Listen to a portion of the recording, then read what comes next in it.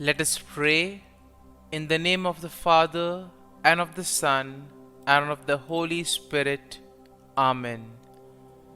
O Jesus, through the Immaculate Heart of Mary, I offer you my prayers, works, joys, and sufferings on this day for all the intentions of your Sacred Heart, in union with the holy sacrifice of the Mass throughout the world, in reparation for my sins, for the intentions of all my relatives and friends, and in particular for the intentions of the Holy Father.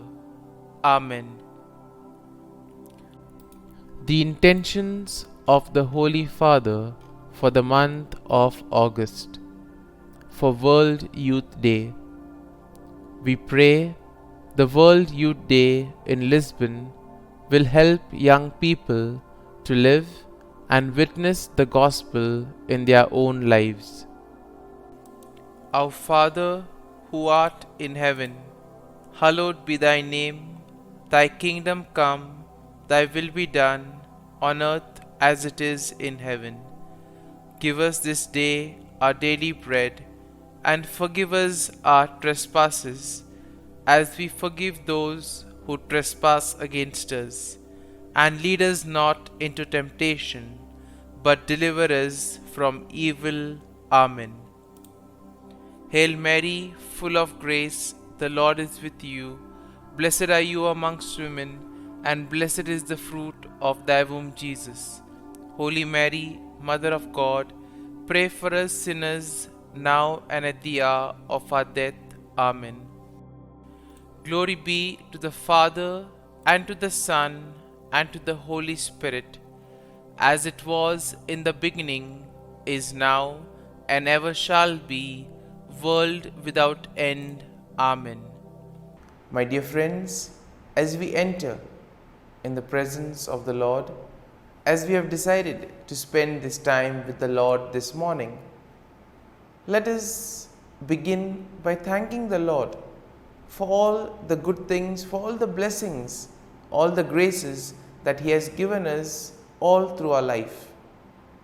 But sometimes we see that because of our busy schedule, or because of the activities that we are involved in, we sometimes fail to recognize all these graces that the Lord has given us. And therefore, today, in a very special way, let us recognize those graces.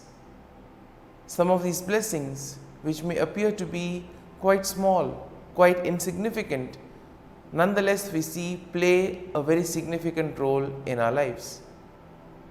And therefore, let us close our eyes at this moment and let us praise the Lord. Let us thank Him for the gift of this day. He has woken us up this morning. He has given us good health of mind and body. He has protected us all through the night. And for this, Lord, we thank you. Lord, we also thank you for the various gifts, the various talents that you have given us. Talents which we may use for the benefit of others, or which we may use to grow and become better individuals. Lord, we also thank you for the gift of people in our lives. We thank you for our family members, friends, relatives, near and dear ones, and all those who play a very important role in our lives. On many occasions, we have seen that it is because of the hard work, dedication of these individuals that we have developed and we have grown in our lives.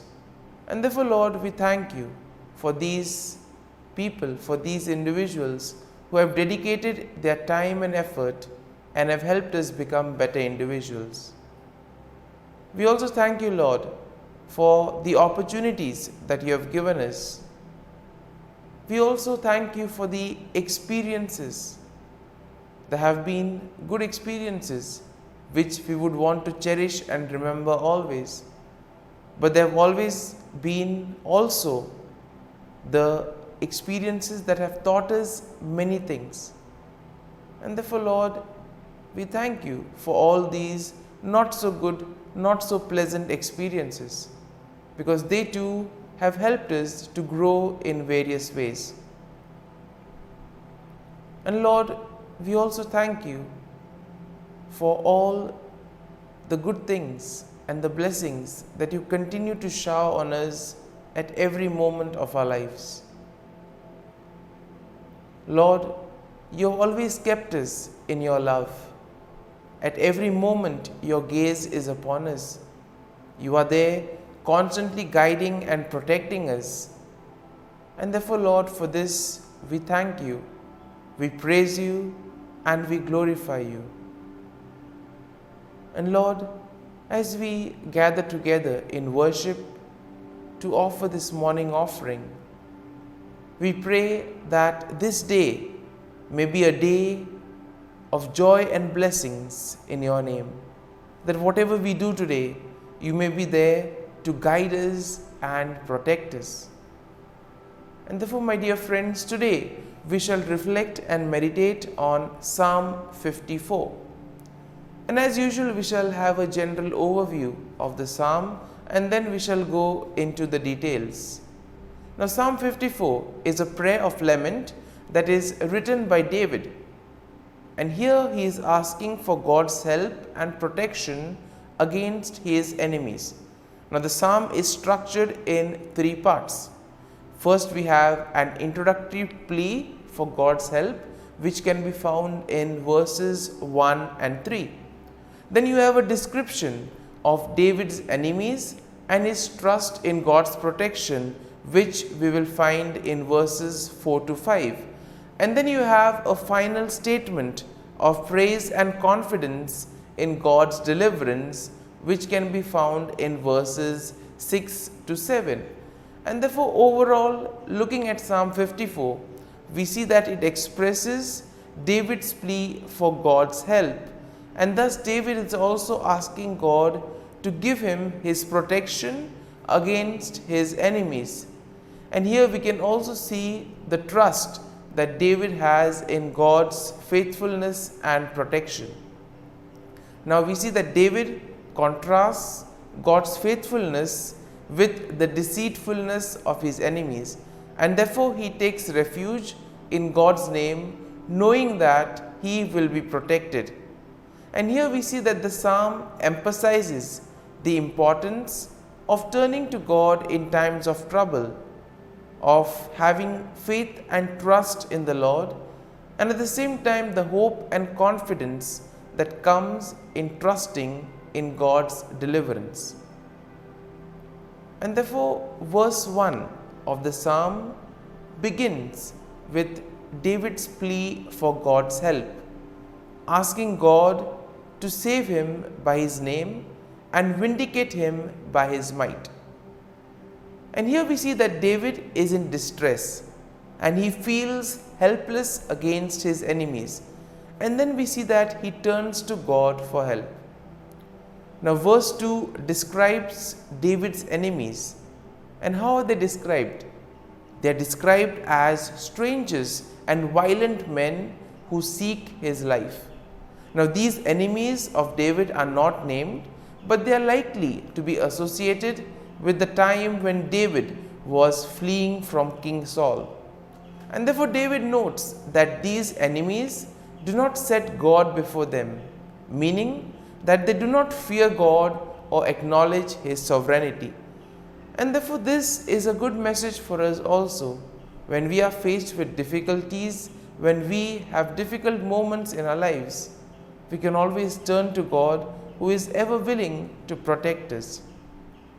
Now, verse 3 continues with David's plea for God's help. And here we see that David is asking God to hear his prayer and give ear to his word. David trusts in God's faithfulness and in his ability to answer prayers. And here we also see that David asks for God's mercy and grace in time of need. Verse 4 will then begin the second part of the psalm, in which David describes his enemies and his trust in God's protection. David notes that God is his helper and that he has always been sustained by God's power. Now David will contrast God's faithfulness with the deceitfulness of his enemies. And here we see that David sees his enemies as those who seek to harm him even though he has done them nothing wrong. Sometimes we too may have the same feeling. We have done everything right, but still there are people who persecute us, people who do evil against us. And in this time we can relate to David and see how he went about. Verse 5 continues with David's trust in God's protection, noting that God will deal with his enemies and he will destroy them in faithfulness. David trusts in God's deliverance and takes refuge in his name, knowing that God will protect him from his enemies. And therefore verse 6 now will begin the final section of the psalm, in which David expresses his confidence in God's deliverance, and therefore he gives thanks to God for his help. David notes that God has delivered him from every trouble, and therefore he will look with satisfaction on his enemy's downfall. And verse 7 will conclude the psalm with a statement of praise and confidence in God's deliverance. David declares that he will freely offer sacrifices to God and he will give thanks to God for his name, knowing that God has delivered him from all his troubles. And therefore, my dear friends, as we reflect on Psalm 54, as we allow the psalm to sink in, to take root in us, let us now focus our attention on a particular thought or a particular verse that would have touched us. And let us remain with that verse, let us remain with that thought, allowing the Lord to guide us, allowing the Lord to show us what is the right path that He has chosen for us. And therefore, my dear friends, as we continue to reflect on this psalm, let us ask the Lord to be with us, guide us, and show us the way. And we ask Him that throughout today's day, that He may be with us, helping us, guiding our steps, helping us to do His will, and thus help Him in building the kingdom of God. Amen. And now we shall spend a few moments in silence, reflecting on this, asking the Lord to guide us, to show us that He is there with us even in our moments of trials and difficulties.